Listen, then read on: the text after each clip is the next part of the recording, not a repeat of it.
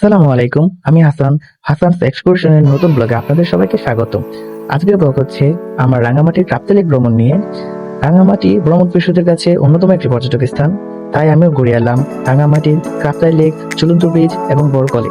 তো চলুন দেখে আসি রাঙ্গামাটির আমার আনন্দদায়ক স্মৃতিময় কিছু মুহূর্তগুলো যা আমি ক্যামেরায় ক্যাপচার করেছি।